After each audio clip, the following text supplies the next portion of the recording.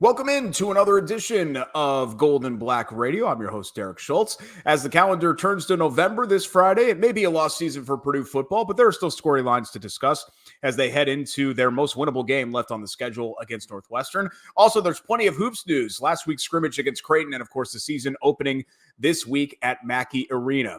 It's a jam-packed edition of BGR. We'll get into it all, but first, Gold and Black Radio is brought to you by Purdue Federal Credit Union, a proud partner of Purdue Athletics and the official credit card for Purdue fans. Boiler up. East End Grill and Ripple & Company, two distinctive bistros across the street from one another on the far end of Main Street, the perfect place for your next event. And the Whitaker Inn for unparalleled comfort and cuisine. Visit the Whitaker Inn. The sugar rush has worn off for Tom Dienhart. He joins us now, analyst for goldandblack.com. Let's actually start there, Tom, before we get to football, because I think maybe some even of our diehard football fans are more interested in this. What is Tom Dienhart's favorite Halloween candy? Oh, wow. I got a few things I like, Derek. I like very underrated kind of nostalgic candy, Milk Duds. How about that? All right. Yeah. Chewy. I don't know. There's something about that chocolate that's got me. And I like Tootsie Rolls, kind of in that same vein as well. And thirdly, I'm always a sucker for a good Mounds bar. I love the coconut and the dark chocolate. Gotcha. Okay. I'm not a coconut guy, but I kind of like the old school, Tootsie Roll. Milk Duds, the problem is it gets stuck in your teeth. Yeah. I feel like a lot, but I think I'd lean towards Butterfingers, and I mean, you can't go wrong with Reese's, right? Anything Reese's, peanut pieces, peanut butter cups, the whole deal. Let's talk about something that may be in the trick or treat basket. In fact, we know it is coming up Saturday, the much anticipated debut of CJ Smith. Better late than never, I guess, right? But as we've kind of mentioned, it feels like the season is a little too far gone, but I'm trying to start this, Tom, here on a positive note.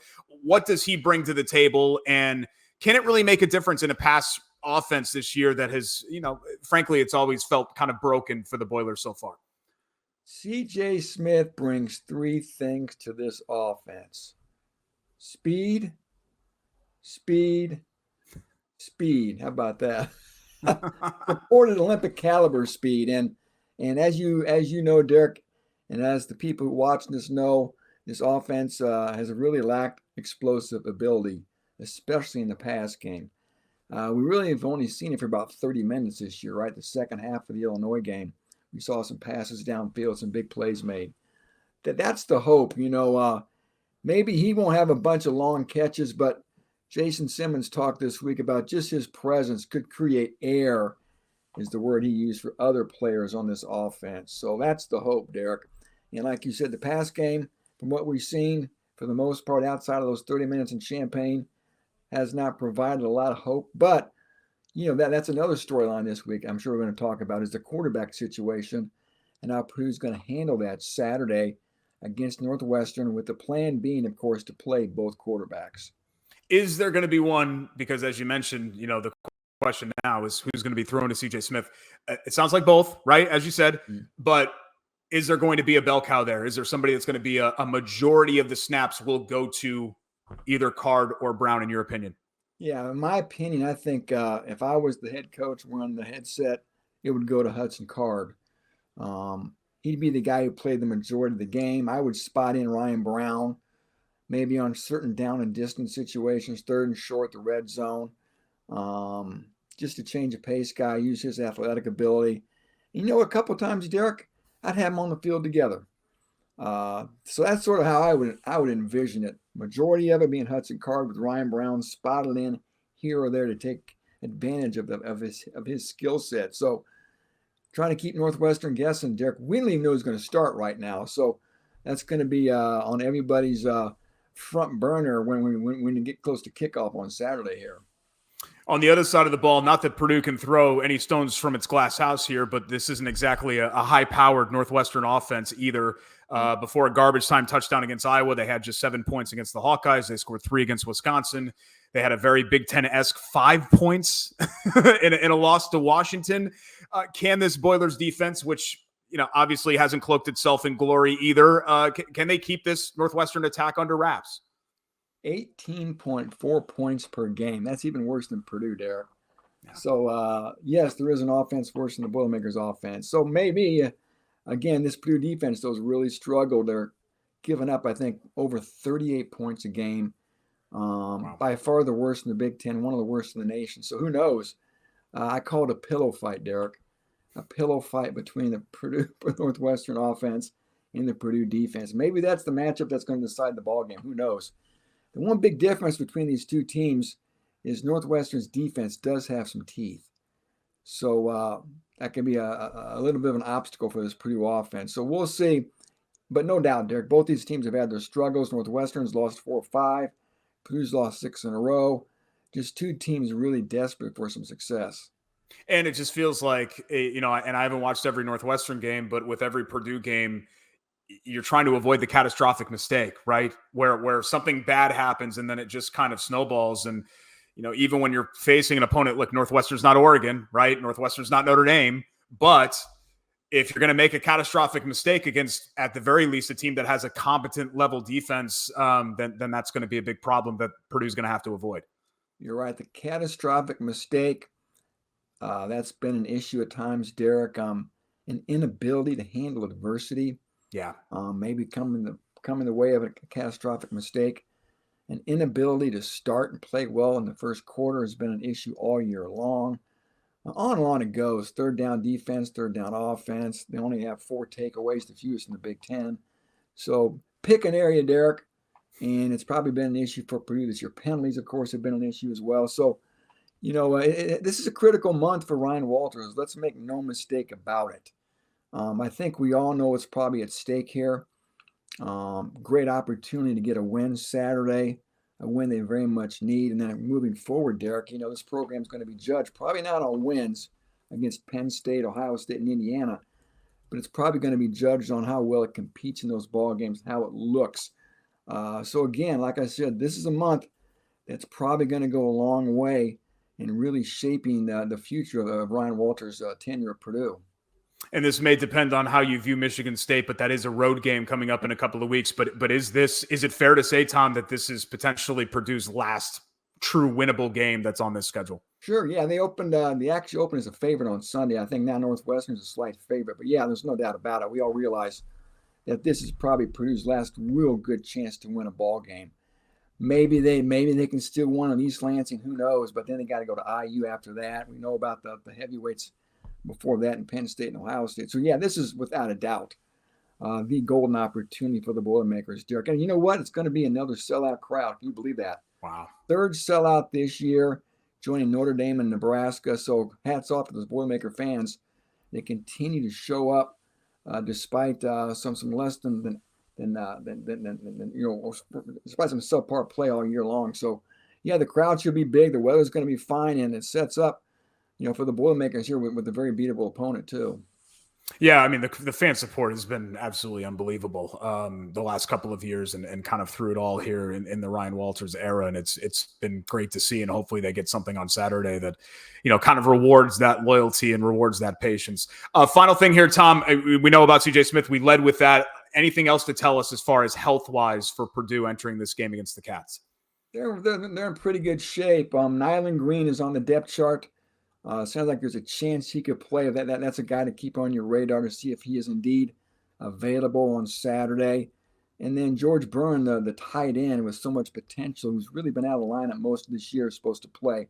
Adding yet another weapon at a tight end spot that's already a big strength with Max Clare and Drew Biver as well. So, again, other than those guys, really, I think Purdue should be in pretty good shape for the Wildcats here at noon. I hit the wrong button when I was unmuting my bike. We have the voice of Northwestern Athletics coming up next for your opponent view. And Tom will welcome you back when we get back to going around the Big Ten. Should be a very interesting week in the league with some of these close matchups, including, of course, Northwestern and Purdue. Thanks so much, bud. Thank you, Derek. That's our pal, Tom Dienhart, and now we will get to our opponent view with Tom here in just a bit. But first, we want to tell you about a couple of more sponsors that make Gold and Black Radio possible, including Sand Valley Resort. Celebrate all that the wilderness provides this fall and winter at Sand Valley. Experience everything from Thanksgiving dinner, curling and ice hockey, to ice fishing and snowshoeing, and even the restorative benefits of a guided cold plunge in the frozen lake. Start planning your next winter getaway by visiting sandvalleypursuits.com. And the Purdue Institute for Cancer Research. The Purdue Institute for Cancer Research has a history of innovation and one goal for the future: defeat cancer. Purdue brings together world-class Boilermaker scientists from across the university conducting cutting-edge research that uncovers new ways to prevent, diagnose, and treat cancer. With your support, cancer research saves lives. Join the fight and donate to Purdue Institute for Cancer Research today. Here's that opponent view. Tom catching up with the voice of the Northwestern Wildcats earlier this week. Very pleased to have Dave Ennett, the voice of Northwestern Athletics, join us to drop some Wildcat knowledge on us. Of course, NU's coming to West Lafayette Saturday, high noon Eastern time kickoff on BTN. A big game for both teams looking to taste success. Dave, welcome. Thanks for joining us. Let's jump right in. Kind of tell our viewers and our listeners what to expect from the Wildcat offense on Saturday. Well, Tom, I wish I knew, because they have certainly had their struggles lately. 2 games without an offensive touchdown. They've really had trouble moving the ball. They've had trouble converting third downs. They've been at the bottom of the Big Ten in that category pretty much all season. And some of it has to do with the fact that they're playing a sophomore quarterback who took over the 3rd game of the season in Jack Lausch, and he has certainly shown flashes, at times been really good. Other times, like a lot of first-year quarterbacks in this league, he's struggled. And the last 2 weeks against Wisconsin and Iowa, after a really encouraging performance against Indiana in a loss, and then a big win on the road at Maryland, the offense has really struggled a bit. Part of that has been due to injuries to the wide receivers. Against Wisconsin, A.J. Henning went out of the game in the first quarter, did not return. Bryce Kurtz, who's been their most experienced receiver, went out, came back into the game, but didn't play this past week because of injury, although he's going to be back this week against Purdue. So I think that's got something to do with it, injury in the offensive line. But usually you look at a team and you can say, well, they've been really strong running the football, but maybe they haven't passed the ball as well. This team has struggled both in the run and the pass, and so they're bound and determined to get that turned back around this week. Dave, it sounds like you're talking about the Purdue offense. Well, I do think there's probably some similarities between these teams, and you know how it is, Tom, when you have inexperienced quarterback position, and they started the season with a transfer at quarterback, Mike Wright, who had last played at Mississippi State and before that at Vanderbilt, and he had an encouraging game in the opener against Miami of Ohio. Then they lost a tough double overtime game to Duke, and the coach, David Braun, immediately decided they were going to go with Lausch, and they've started him in the games since then, and they're going to stick with him. He is, and Braun said it again this week. Braun says that Jack Lausch is their starting quarterback. End of conversation. Yeah, Purdue 16th in the Big Ten in scoring, 20.3 points per game. Northwestern 17th in the Big Ten, 18.4 points per game. Dave, what about the Wildcat defense? Kind of tell our viewers and listeners what they can expect on Saturday from the Wildcats on that side of the ball.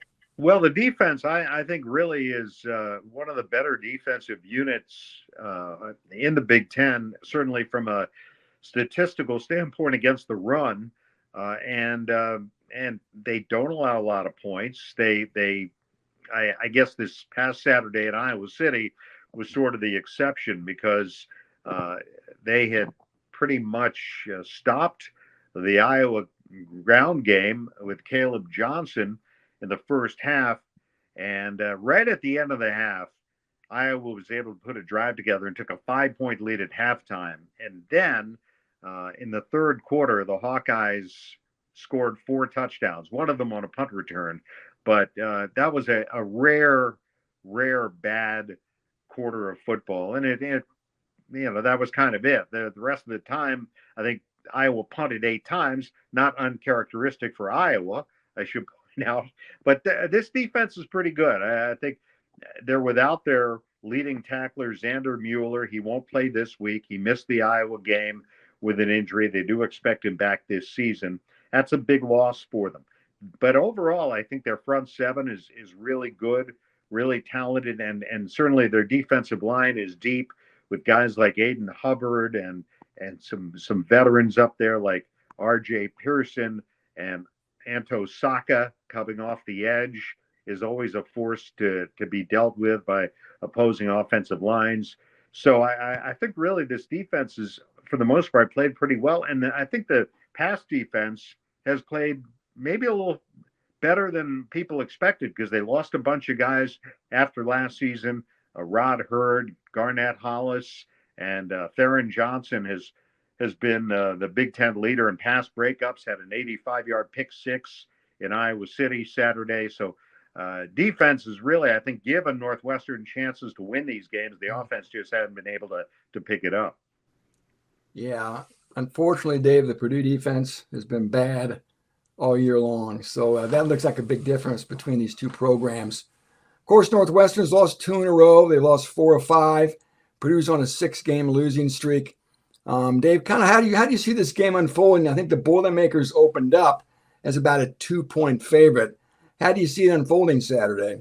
Well, I think there are a couple things, Tom. I mean, Northwestern's last win at Maryland came after Maryland had been on a bye week, and normally you look at that as a big advantage for a team, especially a team playing at home when the other team has to travel. Not that it's a long trip to West Lafayette for the Cats, but I think they played pretty well on the road generally. I mean, they were leading in that game at Iowa City Saturday right up until the final minute of the first half, and they just I think they got pinned at their own 5 or 6 yard line on 3 or 4 straight possessions at the end of the half. So that kind of set the tone for that. But I think Northwestern's defense is good enough to carry them in this game, and I think it'll be interesting to see what happens offensively because I think they're looking at this as a big bounce back game for them. I think they understand the importance.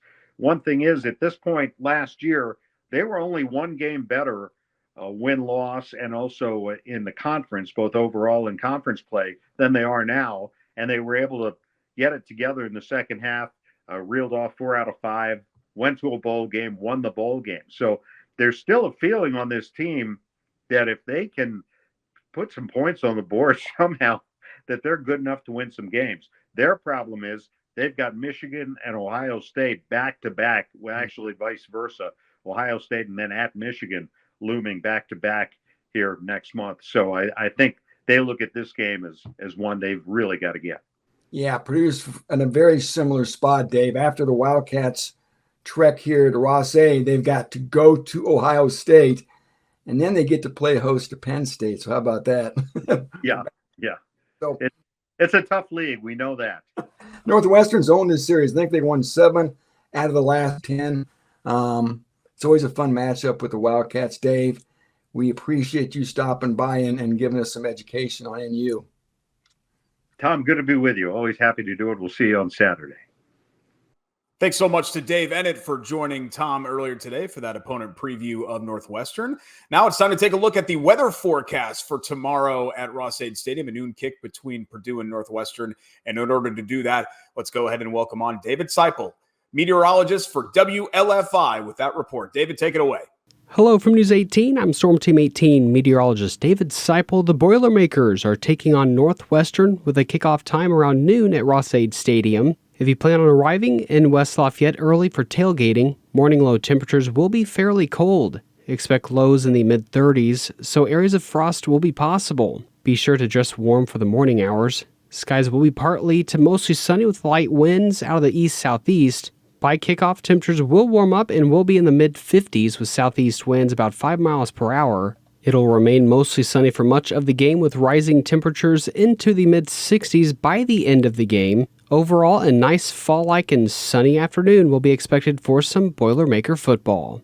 From News 18, I'm Storm Team 18 meteorologist David Seipel. Boiler up, hammer down.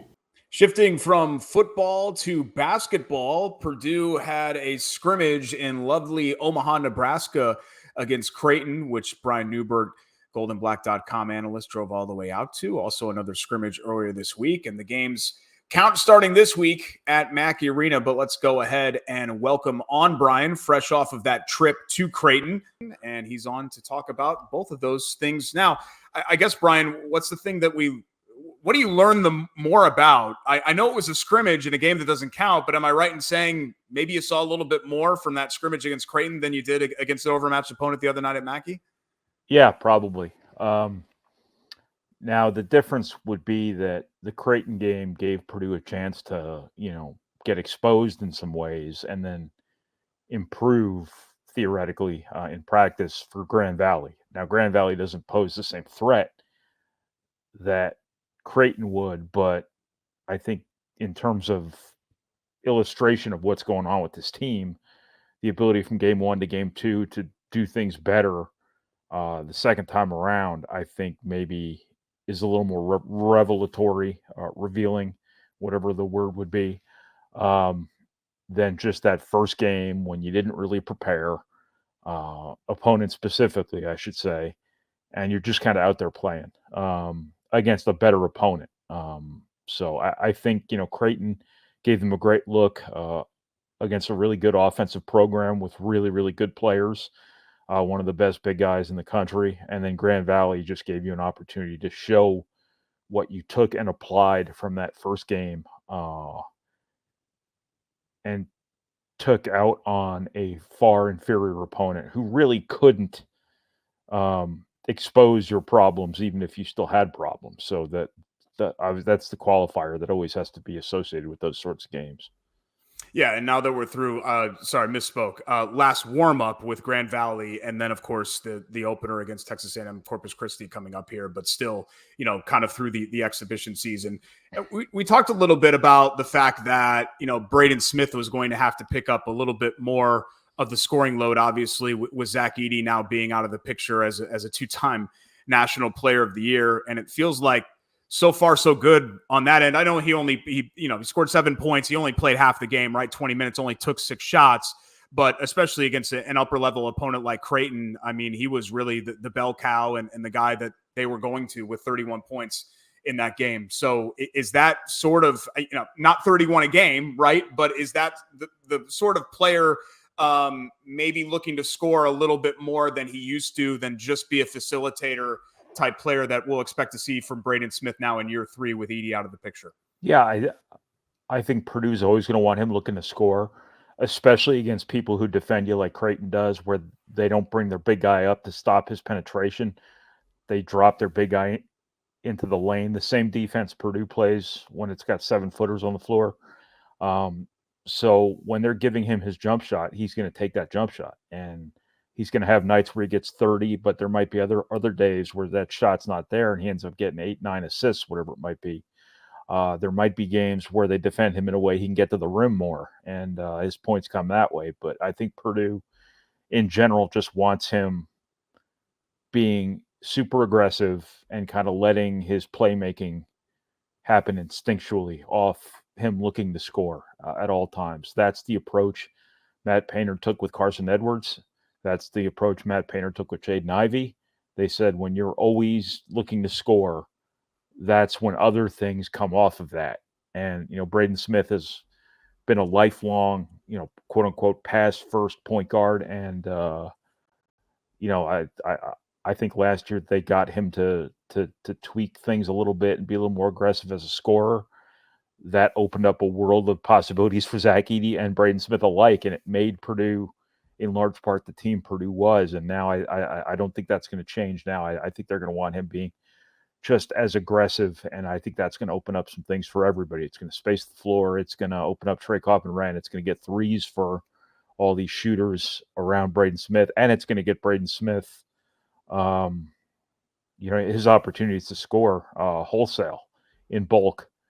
It's going to, put ultimate pressure on defenses because he's going to be going 100 miles an hour at all times. It's kind of like having that wide receiver that can really take the top off a defense. You got to worry about him at all times. And I think that's kind of what Purdue's going to ask of Braden Smith this year. And I think he's up to it. I had a buddy growing up back east. I had a buddy in high school who was way smarter than me, and he had the choice to go to basically his pick of Ivy League schools. He got into Yale and to Dartmouth and to Brown, which is great, and all those are elite institutions. But when you're going through CJ Cox's offer list and you see Yale and Dartmouth and Brown, and then you kind of keep scrolling and you're like, okay, who else is on here? There's nobody else on there, right? It's a great scholastic offer list, but it's not exactly a great who's who of basketball yet. 15 points off the bench in the exhibition.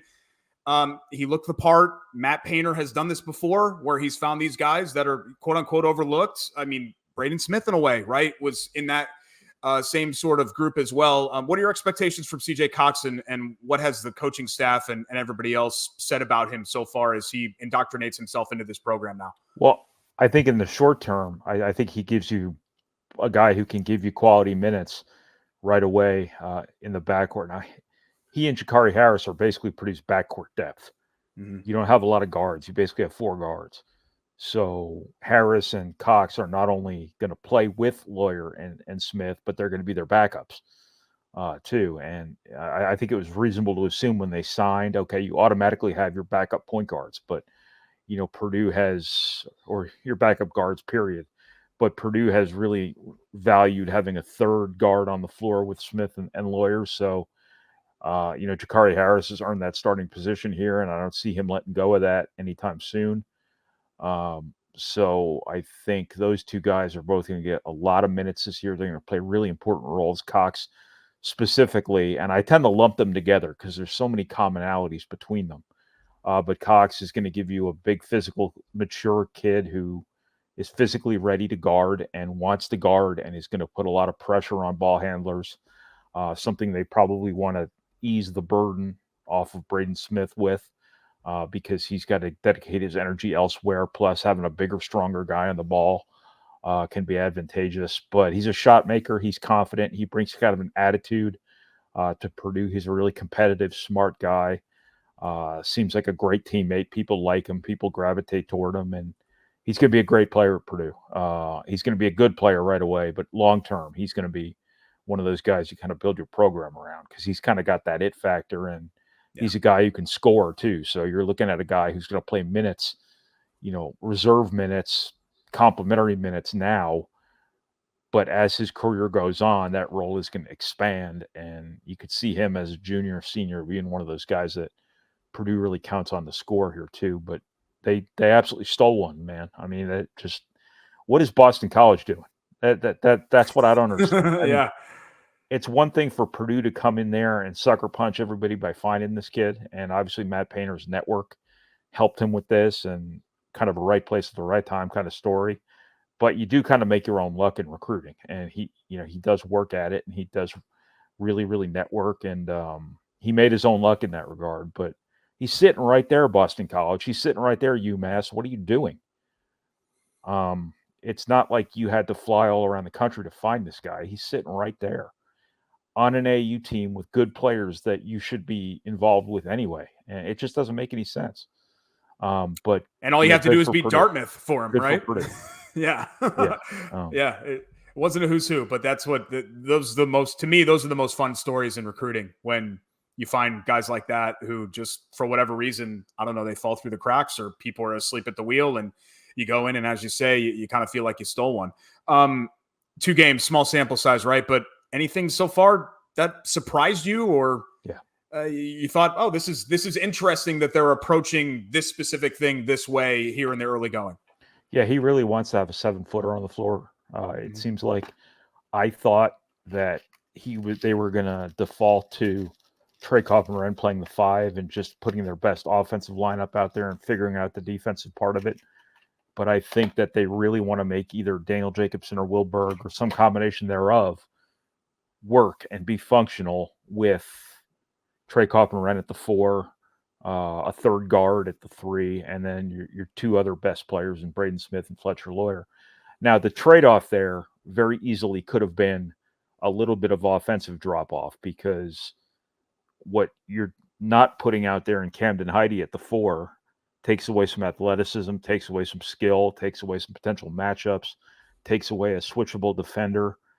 And you put in there Daniel Jacobson, who's going to be a really good player and can be a good player this year, but his body is not yet where it's going to be one day. Will Berg is still very raw. And I just think the quality of readiness between Camden Heide at the 4 and the guys you're putting into the 5, they're not the same thing. But at the same time, 7 foot is 7 foot. And this is a team that really needs to be able to rebound. This is a team that really needs to protect the lane, protect the rim defensively. And I think obviously size gives you the best chance to do that. So I think they're going to cram those 7-footers in there, and they're going to make them develop on the job. And if they have to adjust on the fly, they're going to do that. I don't think Trey Kaufman-Renn is a guy who needs 6 weeks of practice playing a different position to be able to do that. So he's been Purdue's backup center before. He's played in the middle of an offense. He's guarded 5s. He's done a lot of the things involved in that. So I think you can make that change on the fly, but you just didn't see a whole lot of it through the 2 exhibitions, which says to me that Painter really, really wants to have a 7-footer out there, really, really wants to make this work. And he's using his discretionary developmental time in large part to try to accelerate that. It'll be interesting to see, how he handles that here moving forward. That's Brian Neubert, goldenblack.com. Brian, we will welcome you back for the Big Ten look around, and thanks so much for joining us. I know, you and I both down in the dumps about the Yankees, and I won't even mention what's going on with the Jets right now. You should see what the Jets just did. I don't know if people realize we're recording this on Thursday night, but you should see what those idiots just did. I missed it. I was trick-or-treating with my kid. They did the thing where you drop the football before you cross the goal line. Oh, that's right. They're the Thursday night game tonight, aren't they, against Houston? Yes. It trickles out of bounds, and the worst rule in sports takes hold. Tonight, it's the best rule in sports because those knuckleheads deserve it. Wow. Unbelievable. I'm all candy brained right now, so I'd totally forgotten that the Jets and Texans were playing right now. Exactly. All right, well, right now too. We will let you get back to their hilarity of mistakes and bring you back here in a couple of minutes. Thanks so much, Brian. Thanks, Derek. It's Brian Neubert. I completely forgot. Thursday Night Football. I would never forget about our friends at the Whitaker Inn, the Midwestern Oasis, perfect for a relaxing staycation or a weekend getaway, escape from the ordinary at the Whitaker Inn, proud sponsor here of Golden Black Radio. Also, of course, as always, analysis, reports, shows like this one, Knucklehead Central, Brian, Tom, Alan Karpick. You don't even have to pay extra for Carm. You get it all at goldenblack.com. Subscribe today and become a member. We would love to have you. The publisher of goldenblack.com, the grand poobah of this show and everything that we do at G&B, is our friend Alan Karpick, and he joins us now for an historical look back. And sometimes, Alan, these are kind of easy to do. Like when Purdue plays Notre Dame, you remember, or Purdue plays Ohio State, you remember some of the great games. There aren't a lot that come to mind for Purdue-Northwestern, but the one that you brought up to me when we were talking about this before we went on the air is one that I actually remember because it's right like in my high school, college wheelhouse. I remember the 99 game against Northwestern and the long pass to, I remember everything that Vinny Sutherland did. He's one of the most memorable players that Purdue ever had, not just on the field, but off of it. The 99-yard touchdown that put them ahead for them to win that game. And, as much as people talk about the 2000 season, there were a lot of fun Drew Brees moments there in 98 and 99 as well. And I think I remember that specific play as among the short list of them. It was an amazing, from the obviously 99 yards meant they were on their own one, and he just chucked it out heading to the southeast, would it be the southeast corner of Ross-Ade Stadium? And it wasn't any question. I mean, it was a little bit of the Kyle Orton to Taylor Stubblefield a few years later, but 3 years earlier, I should say, or well, actually 5 years earlier. And the point is, it was a big play in a game that was very close. And the 99 season was an interesting one for Purdue, in terms of that, Derek. They came in with some hype, ran into a buzzsaw of schedule, had to kind of gather themselves, and then got themselves to New Year's Day and the bowl, and then blew a huge lead to Georgia to lose down there before the 2000 season. So a lot of close calls in that 99 season, one of them being Northwestern. Of course, they also beat Nick Saban and number 5 ranked Michigan State like a drum that year as well. So that is an interesting combination of that. And I think that always, when you have a 99-yard touchdown pass, it always is something special.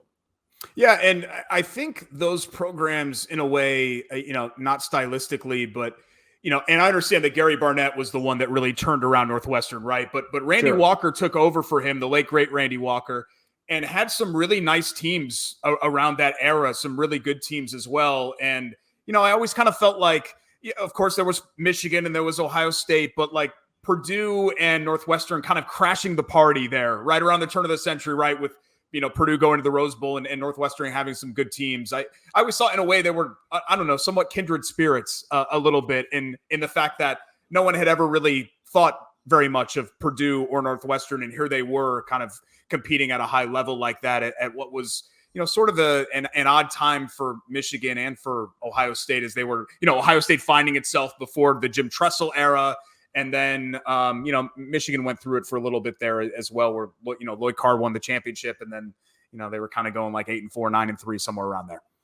Well, right. In 2000, when Purdue won the Big Ten championship, people forget they lost 3 regular season games, two games in the Big Ten, tied with Northwestern, tied with Michigan, and Ohio State, and still get their chance to go to the Rose Bowl because of the tiebreaker and because Iowa upset Northwestern in a game that Purdue fans will always remember.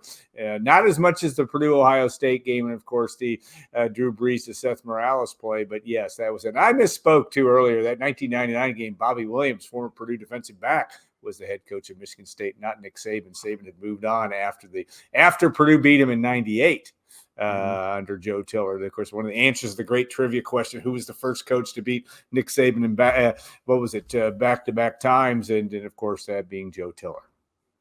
Yeah, it's one of my go-tos as well, just to kind of underline how good of a coach Joe Tiller was, to have things like that to be said about him. Of course, before Nick Saban was the Nick Saban that we came to know, but still, Right. It's Nick freaking Saban, right? It's kind of like when you beat up on Belichick with the Browns, it still counts. No one cares it wasn't with the Patriots. Let's talk about this game here briefly. Coming up on Saturday, we had this same question for Tom Dienhart, but it certainly feels like, Alan, if we're talking realistically, barring something crazy and sort of unforeseen, is this the last chance for Purdue to get an FBS win, much less a Big Ten win in the 2024 season?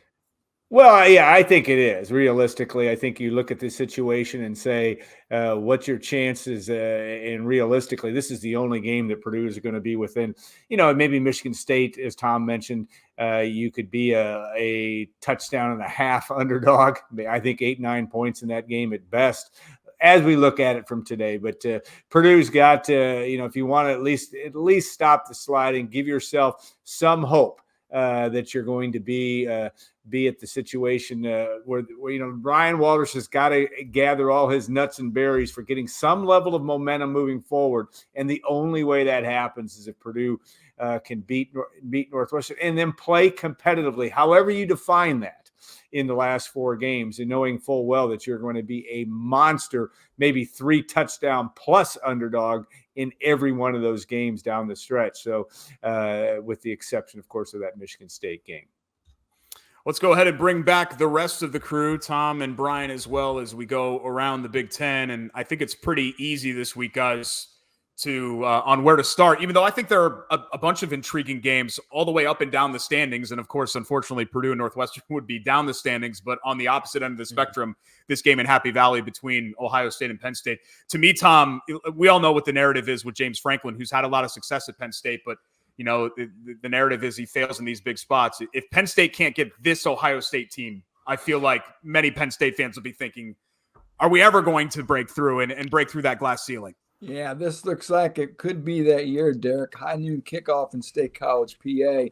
Going to be a wild atmosphere for sure. And you're right, the Buckeyes, especially on offense, have really looked pedestrian, struggling on the line, struggling to run the football, kind of slogged their way by Nebraska, of course, lost in Eugene. So you're right, it does look like a vulnerable Buckeye squad. And conversely, James Franklin may have his best squad yet in State College, PA. So what's going to happen to quarterback? There was an injury. Drew Aller got hurt last week. Will he be ready to go? I'm not sure. So that Penn State defense, though, is very tough. I don't think there's going to be a lot of points here, but for sure, Penn State has a great chance to win, even though Vegas, I think right now, still has the Buckeyes as a 3-point favorite.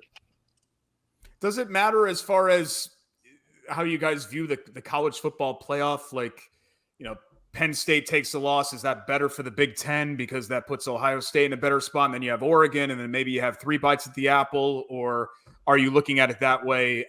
I'm trying to just think about how we evaluate now with the 12-team field, right? Sometimes you want to see the league get multiple bites at the national championship apple. Not that a lot of Purdue fans are rooting very hard for Ohio State to win another title. But that's something that I'm thinking about. How many teams can this league get in? And if Ohio State loses twice, Brian, does that suddenly, obviously it puts them in peril, even though I do think that we will see at least one 10-2 team in this 12-team field. Yeah. I think in the big picture of the Big Ten's best interests, I think you probably want Ohio State to win this game because you want to make sure Ohio State gets through this thing clean enough to get into the playoff, which I don't think any of us figured we'd be talking about Ohio State maybe being out of the playoff here at this point, but that's kind of the nature of this.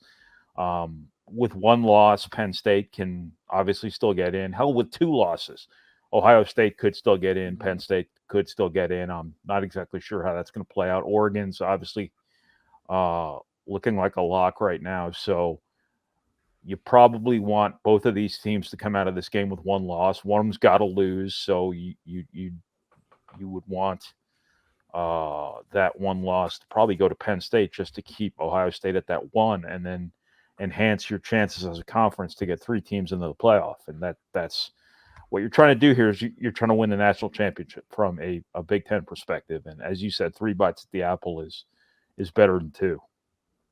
Alan, why doesn't anybody talk about? Go ahead. I was going to say you guys are all leaving out IU, and I mean only by that's what I was going to ask you about. And we shouldn't be. Okay. we shouldn't be. They're No, right because there. No. I mean, what happens if Indiana goes 11-1, and Ohio State and Oregon play for the Big Ten championship? I'll throw that out to the rest of you. Does Indiana make the college football playoff at 11-1 with no conference championship? I mean, that's a very possible situation if Ohio State beats Penn State. That could certainly happen. What happens there, guys? I mean, help me understand this one. Yeah, it could. I think most people think the Big Ten is going to probably get 3 teams in this playoff. Yeah. So, Hard to have 4. Yeah. Yeah, I mean the SEC. Who would Indiana have to beat to get to 11-1? They'd have to beat Penn State or Ohio State, right? No, they don't play Penn State. They don't play. They've got Michigan, Purdue. So Ohio State would be their 1. Yeah, yes, Ohio State would be the 1 scenario. Yeah, that's the way I'm looking at it. Yeah, could happen. They have to go to East Lansing Saturday. Yeah, that's going to be interesting. They're given 8 points, so that could be a trap game, so to speak. There's no doubt about it. Michigan State, I think, is kind of salty under Jonathan Smith. So that's one maybe they get tripped up. It'd be interesting to see how they handle going on the road up there, playing a Michigan State team with nothing to lose. It's funny, guys. Oh, go ahead. The hell out of a lot of trap games already, and that's what I think was going to they're say. for real. I think they're playing with an attitude. They got a great offense, and they're just rolling. And I think they might be relatively trap game proof here. I thought IU played kind of like a B- C+ game against Washington, and you look up and they beat them by 2 touchdowns. Not that Washington's great, they're not, but still, Indiana didn't have their A game. It wasn't like the Nebraska game. So I agree, and I didn't mean to leave them out. I do think. No, I know it's just a funny. I think we're underselling them. Yeah, I think we're underselling them in the polls a little bit too. Being at 13. Yeah, I think that has a lot to do with the name on the front of the jersey. Than anything else. And I don't see the big separator with like Iowa State and some of these other ones. I don't understand, why Iowa State would be several spots ahead of them either. But I know they're lacking. Look, the schedule hasn't been great. We know, but the way they're beating people, guys, is what I'm most impressed by. And now you did that with their backup quarterback last week. Yeah. Bork's supposed to be back Saturday. So, yeah, and their defense is pretty good too. So, yeah, I mean, hats off to IU as much as I hate to admit it. Heck of a job by Kurt Signetti, and that's going to be a fun game to watch. Wisconsin, Iowa, that's going to be an interesting game this Saturday as well. So yeah, it's going to be just a fun home stretch for the Big Ten, as they say that cliche. They play the games to remember in November, and we'll see if the Big Ten can maybe get a 4th team in the playoff. It looks like probably a long shot, right, guys? Yeah. Probably it's going to be a 3-bid team, 3-bid league. It looks like. Yeah, and then Michigan staring 4 losses in the face coming off the national championship year. So yeah, they got Oregon. They got Oregon at home. Good luck Yeah. there. Good luck with that one. The thing with the rankings is that they're so predicated on where you start. Yeah. So when Indiana does what Indiana is doing, and any team in that situation would have to go over a bunch of people who are ranked largely by default, largely by assumption, especially nowadays with the portal and all this stuff. Nobody knows what to expect from these teams. They're just ranking them based on reputation. And I think those teams, until they deserve to get dropped, they automatically move up every time somebody above them loses. And thus a team like Indiana, who's just taken everybody by surprise, naturally stays tethered to the back of those teams in the rankings. And it's not necessarily right, but that it's just kind of the way it works. And the AP poll is so unbelievably flawed because I used to vote in some of those polls. And like, I'm watching Purdue. You know, they're asking people like us who cover one team to assess all these teams they can't watch, or they can't watch regularly. It's just so flawed. And I wonder how many people have even watched Indiana play out there who vote in the AP poll. The polls don't matter when it comes to picking the playoff team, so it really doesn't. Right. Yeah. But it is interesting too. You know, Pitt is making that same argument. They're 18th and undefeated, right? So it is, and I know they've asked the same question to Pitt. You know, wait until they play Clemson and all that, and I'll know. But that is, and I want to correct something I screwed up on again. I went back twice. It was Bobby Williams was not the head coach. That's the trivia question. Joe Tiller beat Nick Saban 3 straight times, not 2. I was going to say something. I was wondering what you're talking about. I screwed that up big time. But Bobby Williams came in 2000 and then turned around and beat Purdue, a team that went to the Rose Bowl. So that just brings this show, Derek, all to closure. At least for me, it does. So the rest of you guys, I can't help you. You know what? I haven't told you guys this, but when I take you off the StreamYard platform here, I just print a whole list of corrections and retractions just for everybody. Usually they're for Brian, but we'll do some for you today, Alan. Okay. We'll end up doing that. Thank you very much. Guys, appreciate it, and we will see you back on the Saturday simulcast after this game between Purdue and Northwestern coming up here on Saturday afternoon. All right, sounds guys. good. Thanks, Derek. Thanks. That's Tom, Brian, Allen, and the rest of the crew, and that's our show for a Golden Black Radio Friday edition. Thanks so much for joining us, and thanks to Purdue Federal Credit Union, the official credit card for Purdue fans. East End Grill and Ripple and Company, 2 distinctive bistros across the street from one another on the far end of Main Street in Lafayette. The Whitaker Inn, this Midwestern oasis, perfect for relaxing staycation or a weekend getaway. Escape from the ordinary at the Whitaker Inn. The Sand Valley Resort, celebrate all that the wilderness provides this fall and winter at Sand Valley. Start planning your next winter getaway by visiting sandvalleypursuits.com. And the Purdue Institute for Cancer Research. The Purdue Institute for Cancer Research has a history of innovation and one goal for the future: defeat cancer. Join the fight and donate to the Purdue Institute for Cancer Research today. And of course, don't forget to become a subscriber at goldandblack.com. Until next time, I'll be back with you Tuesday, and we'll recap the Northwestern game and also talk more basketball as Purdue opens up the season officially at Mackey Arena. But the guys will be back for the Saturday simulcast following Purdue and Northwestern's noon kick from Ross-Ade Stadium. Thanks so much for tuning in to Gold and Black Radio here at goldandblack.com.